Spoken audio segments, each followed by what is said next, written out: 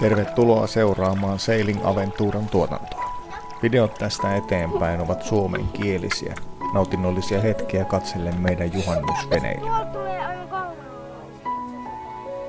Joo.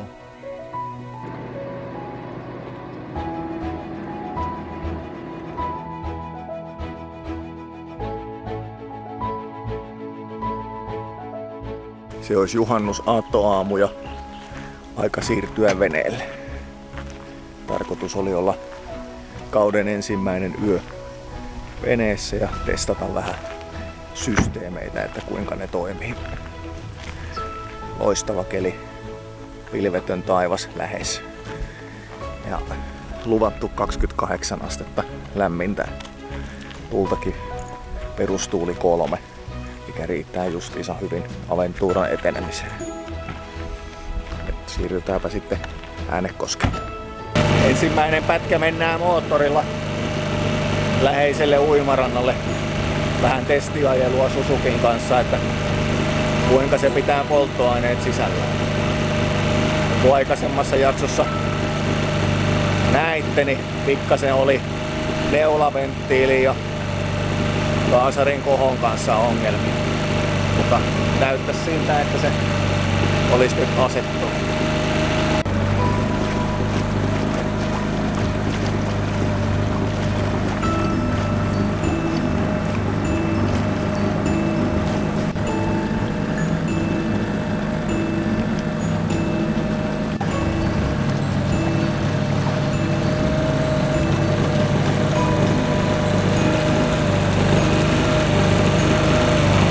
Lähestytään ensimmäistä kohdetta. Äänekosken uimarantaa. Kohta päästään kauden ensimmäiseen ankkurointiin.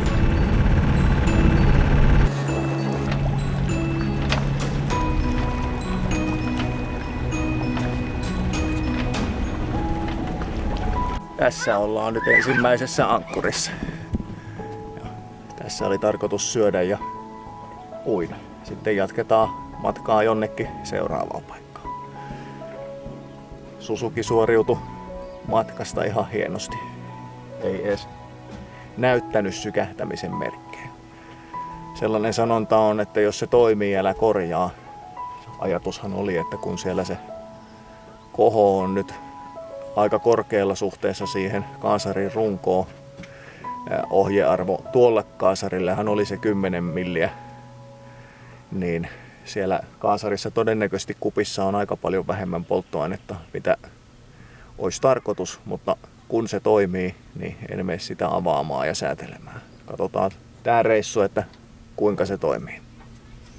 Katsotaan mitenkä sakke kestää tänä vuonna. Viime vuonna tuli reikä tällä rannalla. Tässä sitä nyt mennään. Uimaranta jäi taakse. Lähettiin ensimmäistä kertaa purjeilla ankkurista ja nokka kohti pohjoista. Määrän päästä ei tietoa. Ajatus olisi löytää kokko jostain, mikä on ollut, kun 19 vuonna aloitettiin veneily ja purjehdus, niin ajatus, että juhannuksena käydään kokkovesiltä katsomassa. Ja aina on ollut metsäpalovaroitusta sen verran, ettei ole saanut kokkoja polttaa, mutta tänä vuonna se on mahdollista. Katsotaan, löydetäänkö kokko jostain.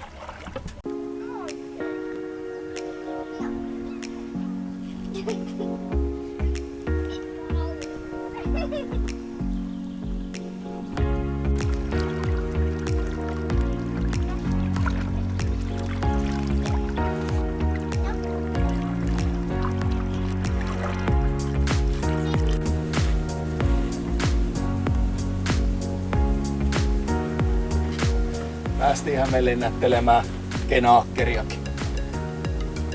Alkureissusta puuskat tuntui niin reilulta, etten uskaltanut nostaa, mutta hän näyttää hyvältä.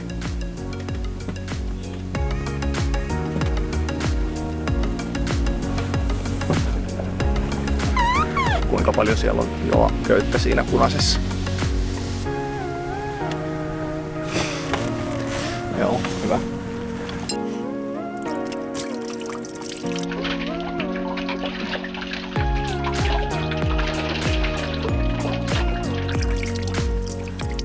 helleviilennystä.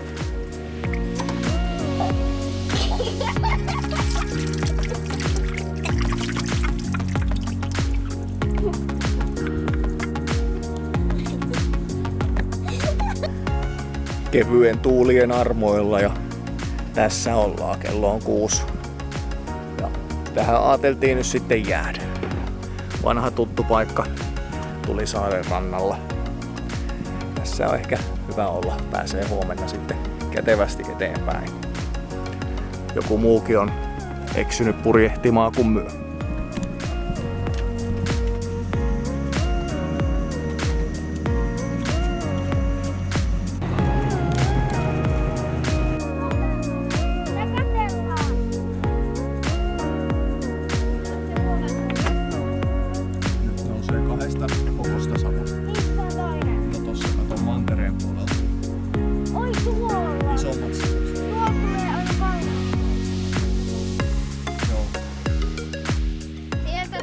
Kokko itsestään jäi näkemättä tänäkin vuonna, mutta ehkä toisena kertaa. Onneksi läheisen rannan mökkiläinen sytytti kokon ja nähtiin tilaus. Toki vähän kaukaa. Tästä on hyvä parantaa.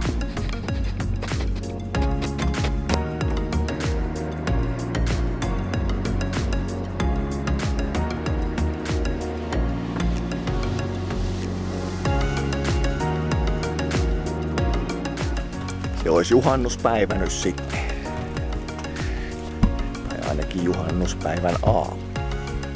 Täältä heräiltiin hyvien nukuttujen yöunien jälkeen Tulisaaren rannasta, missä eilen käytiin nukkumaan, mikä on positiivinen juttu. Ei olla vaihdettu paikkaa yön aikana.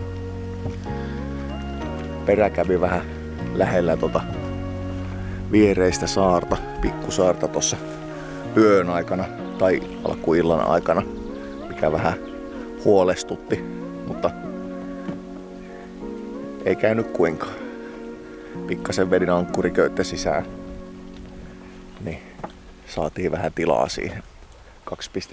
2,7 on tässä syvyyttä, niin ei ole mitään ongelmaa sen puolesta. Vähän huono pohja ankkuroida. Pitää aina huolellisesti vetästä ankkuria taaksepäin, että se varmasti jää kiinni. Nyt näyttäisi taas tuulen puolestakin suora etelätuuli tähän näin, että päästään luovimalla takaisin Äänekoskelle.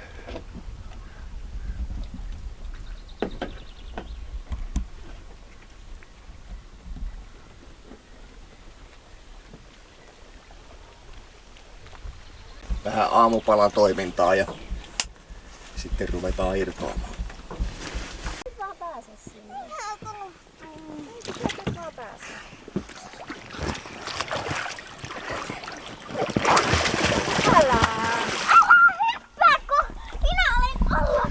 Virkistävä uintihetki ennen kuin lähdetään. Tunti purjehdusta, vähän reilu suoraan vastatuuleen ja päästiin ehkä maili eteenpäin. Moottori käynnissä ja onneksi meidän ohjausmies tekee samaa siksakkia kuin purjehtiessa, niin ei tule vierotusoireita.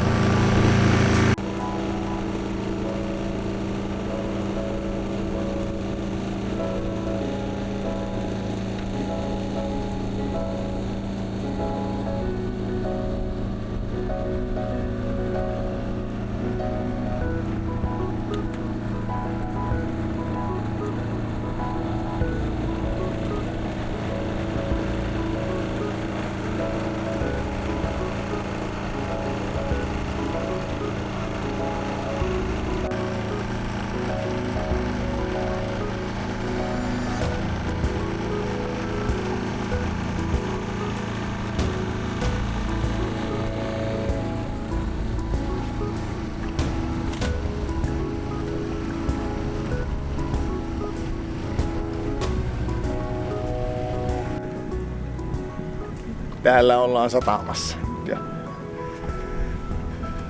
ehkä me kumminkin irrotetaan toi kaasari ja säädetään sitä kohoa vähän, että ei oikein tunnu tykkäävän pienillä kierroksilla käymisestä, että meinaa vähän sammua. Eli voisi ajatella, että ei saa ehkä polttoainetta kumminkaan sitten sillä tavalla. Kokeillaan, jos se kohon säätäminen auttaisi asiaa. Sakke on päässyt etukannelle. Ajateltiin kokeilla, että jos se säilyisi siinä hetken aikaa. Ei kun kaasarin kimppuun. No niin, taas olisi kaasarin koho säädetty. Ainakin se jää käyntiin.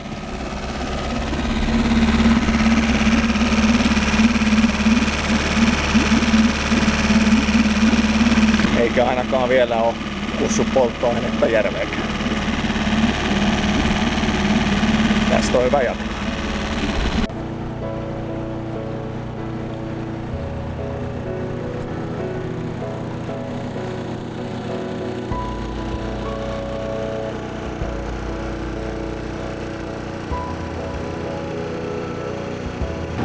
Se olisi juhannussunnuntai ja matkalla kohti Rekolahtea, että muksut pääsee uimaan ja isäntä pääsee tekemään remonttia. Samalla vähän Suzukin testiajoa. Edellisessä videossa viime hetkessä säädin sen kohon vähän korkeammalle, että kaasarissa olisi vähän enemmän bensaa.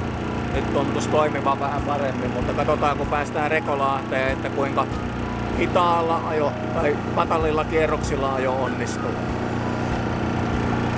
Täällä oltaisiin Rekolahdessa. Täällä on pari muutakin ihmistä. Äänekoski on tullut viettämään sunnuntaita rannalle. Tännehän pääsee autolla ja veneellä ihan kuinka tykkää. Tässä on hyvä paikka tehdä vähän pieniä remontteja. Muksut pääsee uimaan ja niillä ei ole niin tylsää. Suzuki toimi hienosti. Ei ollut oikeastaan minkäänlaisia ongelmia. Että syy minkä takia nyt katsellaan Suzukia vähän enemmän on se, että parin viikon päästä matka lähtee tai köydet irrotetaan kohti Lahtea ja sehän tarkoittaa sitä, että meillä on 5 sulkua ja kanavareitti Jyväskylään, eli moottorilla mennään ja sen pitää toimia aika lailla virheettömästi siinä, että ei tule mitään turhia vaaratilanteita. Ja tietysti muutenkin toimimaton moottorihan on näinkin kokeneille sailorille kuin minä, niin aikamoinen riski. Tästä mennään. Ensimmäinen to-do-listalla on noiden ruuvien kääntäminen toistepäin niin, että niihin ei hakkaa enää päätään. Ei siinä mennyt kuin tunti, kun 6 ruuvia vaihto. Ei paha. Ei vielä kertaakaan noin kyllä. Ehkäpä sisääntulo on nyt mukavampi. Ei ehkä kolhin niin päätää ruuvin päihin. Vielä kun noihin saadaan kupukantaruuvit tonne köysilukon ruuveihin, takimaisiin, niin hyvin menee. Kello olisi 7 ja eiköhän olisi aika suunnistaa takaisin Äänekoskelle. Rekolahti tarjosi hyvät resurssit fiksauksille ja uinnille. Vai mitenkään on muksut? Ei. Eikö saanut riittävästi uida? Ei. No niin. Mitäs ukko on mieltä? Joo. Saitko riittävästi uida? Hyvä. Isikin sai. Kiitos kun katselit loppuun. Voit seurata meidän kommelluksia myös muiden sosiaalisten median alustoilta. Ja jos haluat tukea tuotantoa, voit tarjota meille kahvia.